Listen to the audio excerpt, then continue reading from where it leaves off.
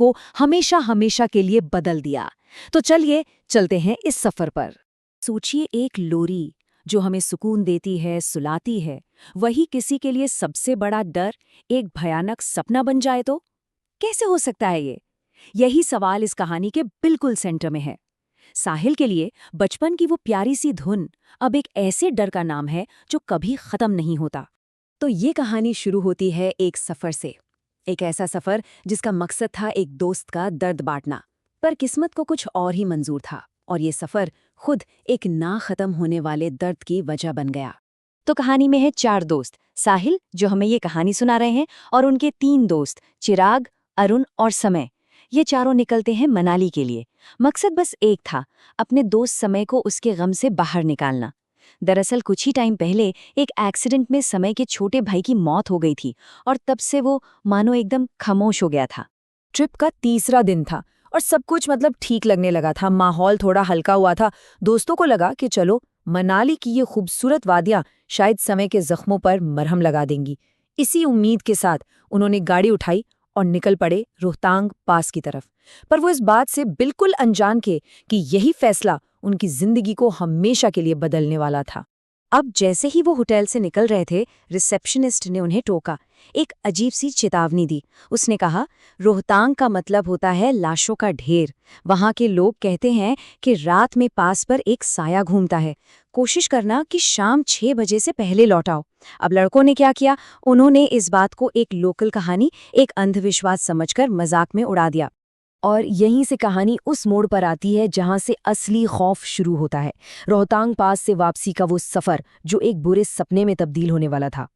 लौटते लौटते रात हो गई और कोहरा इतना घना कि कुछ नजर ही नहीं आ रहा था। विजिबिलिटी 0 के बराबर थी। गाड़ी की स्पीड मुश्किल से 30-40 रही होगी।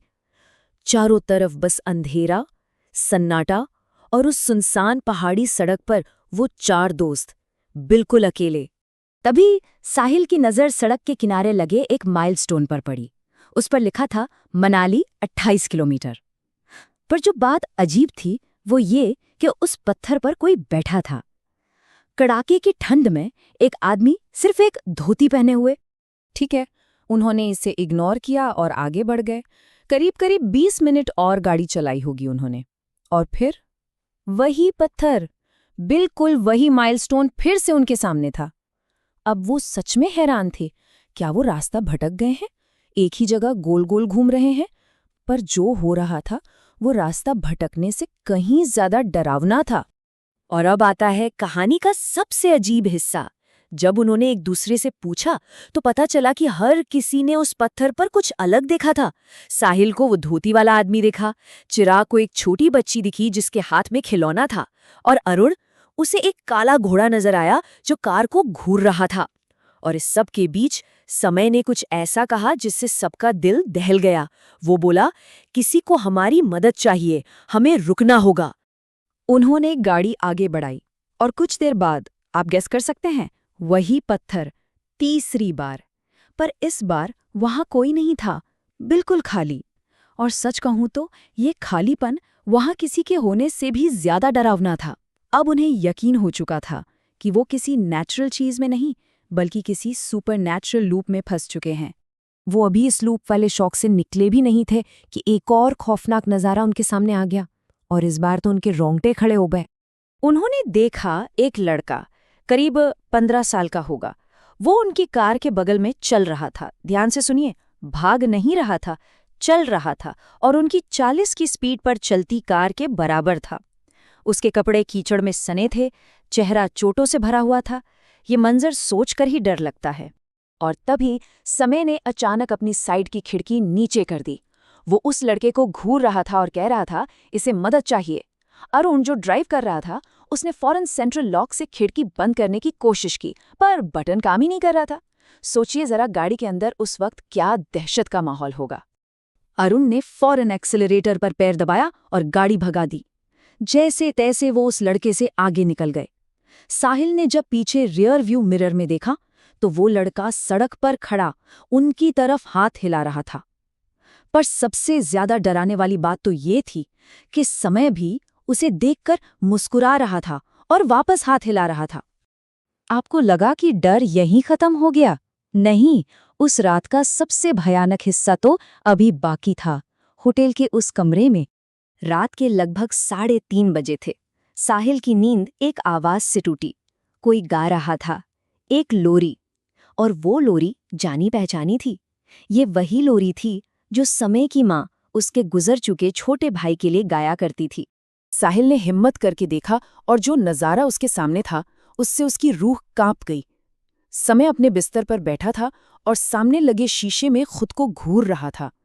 उसकी आंखें एकदम सुर्ख लाल थीं, गर्दन पर ऐसे निशान थे जैसे किसी ने उसका गला दबाया हो, और उसके चेहरे पर एक अजीब, बहुत ही डरावनी मुस्कान थी, और वो लगातार वही लोरी गाए जा रहा था।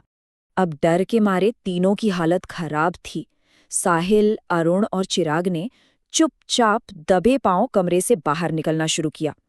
वो जैसे ही दरवाजे तक पहुंचे, समय ने गाना बंद किया और एक मासूम बच्चे की आवाज में उनकी तरफ देखकर बोला, अगर मैं रात को तुम्हारी खिड़की खटखटाऊं तो तुम खोलकर मेरी मदद करोगे ना? ये सुनते ही तीनों जम गए और तभी समय बेहोश होकर बिस्तर पर गिर पड़ा। तो उस रात के बाद क्या हुआ? क्या समय ठीक हो पाया? और इस पूरी घटना ने साहिल और उसके दोस्तों को कैसे बदल दिया? चलिए जानते हैं। अगली सुबह वो फौरन समय को लेकर एक लोकल पंडित जी के पास गए। कहते हैं कि पंडित जी ने समय को देखते ही बता दिया कि इस पर किसी बुरे साये का असर है, एक ऐसी आत्मा का जिसने समय को काबू में करने के लिए उसके मरे हुए छोटे भाई की आत्मा होने का ढोंग किया।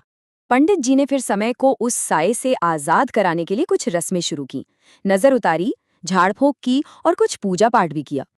और उन रस्मों का असर हुआ। पूजा खत्म होते ही समय को जोर से उल्टी हुई और उसने एक बहुत ही अजीब, काला, गाढ़ा सा लिक्विड निकाला, और बस उसके बाद वो बिल्कुल नॉर्मल हो गया, मानो जैसे कुछ हुआ ही नहीं था।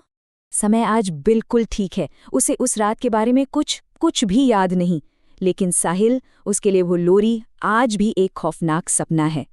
तो आखिर में एक सवाल छोड़ जाते हैं, क्या गम और दुख किसी इंसान को इतना ज्यादा कमजोर बना सकता है कि कोई भी बुरी शक्ति, कोई भी नेगेटिव एनर्जी उस पर हावी हो जाए?